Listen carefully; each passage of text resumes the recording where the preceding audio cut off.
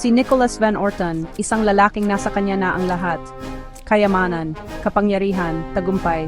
Ngunit sa kanyang ika-48 na kaarawan, isang kakaibang regalo ang babago sa takbo ng kanyang mundo. Isa itong laro mula sa Consumer Recreation Services. Isang laro ng psikolohikal na manipulasyon at lumalalang takot. Ang realidad ni Nicholas ay nagsisimulang gumuho. Nawawala na ba siya sa katinuan o may mas madilim na nangyayari? Ang mga nasa likod ng laro ay mga dalubhasa sa manipulasyon. Nag-organisa sila ng isang serye ng mga kaganapan. Bawat isa ay mas detalyado at nakakagambala kaysa sa huli. Lahat ay idinisenyo upang itulak si Nicholas sa kanyang limitasyon.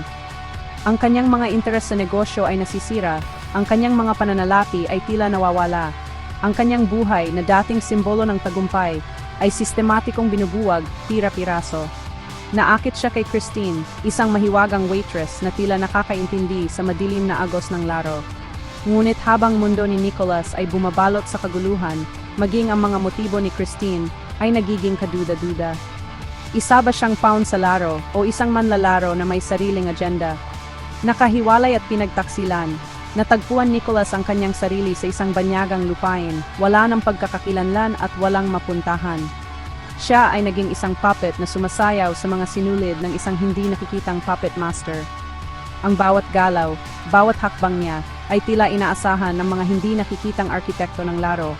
Ang linya sa pagitan ng katotohanan at ang kaguluhan na ginawa ng laro ay nagiging malabo. Nababaliw na ba siya?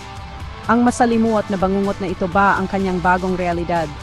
Ang sagot, na mahirap hulihin at nakakakilabot, ay nasa loob ng paikot-ikot na disenyo ng laro. Ang San Francisco, kasama ang mga iconic na landmark at mga lansangan na naliligo sa fog, ay naging parehong backdrop at metapora para sa nakakakilabot na pagbaba ni Nicholas. Ang mga mararangyang mansyon at kumikinang na skyscraper ng lungsod ay nagbibigay ng isang nakakagambalang kaibahan sa madilim na ilalim ng intriga at takot na ibinubunyag ng laro. Ang Golden Gate Bridge, isang simbolo ng pag-asa at koneksyon, ay nagiging isang nakakatakot na paalala sa paghihiwalay ni Nicholas. Ang mga paikot-ikot na kalye ng lungsod, na dating pamilyar at nakakaaliw, ay nagiging isang nakakasakal na maze, na tila walang daan palabas. Ang bawat pagliko, bawat anino, ay tila bumubulong ng isang tahimik na banta. Ang lungsod, na dating simbolo ng tagumpay at kapangyarihan ni Nicholas, ngayon ay sumasalamin sa kanyang pagbaba sa paranoia at kawalan ng kakayahang kontrolin ng sitwasyon. Ito ay isang nakikita at nakakagambalang pagbabago na sumasalamin sa panloob na kaguluhan ng karakter. Ang San Francisco ay naging entablado para sa psikolohikal na pagbagsak ni Nicholas, isang konkretong gubat kung saan ang mga masinasyon ng laro ay naglalaro laban sa backdrop ng urban alienation. Ito ay isang nakakakilabot na paalala na kahit na sa pinakapamilyar na kapaligiran, walang lumilitaw na gaya ng tunay na anyo nito.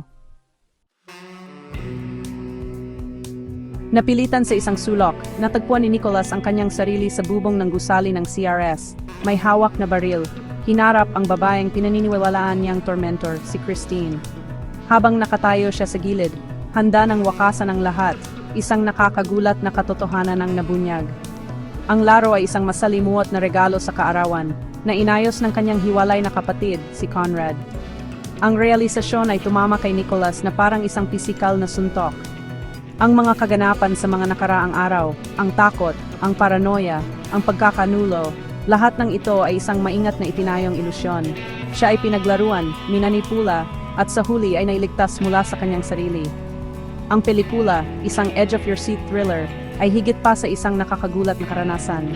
Ito ay isang komentaryo sa pangangailangan ng tao para sa kontrol, ang nakakahumaling na katangian ng paranoia, at ang transformative power ng pagharap sa ating pinakamalalim na takot. Namangha ang mga kritiko at manonood sa paikot-ikot na plot ng pelikula, ang husay sa direksyon ni David Fincher, at ang makapangyarihang pagganap ni Michael Douglas. Ang The Game ay nananatiling isang cinematic tour de force, isang nakakakilabot na paggalugad sa hina ng katotohanan at ang malalim na epekto ng pagharap sa ating sariling dami ng oras.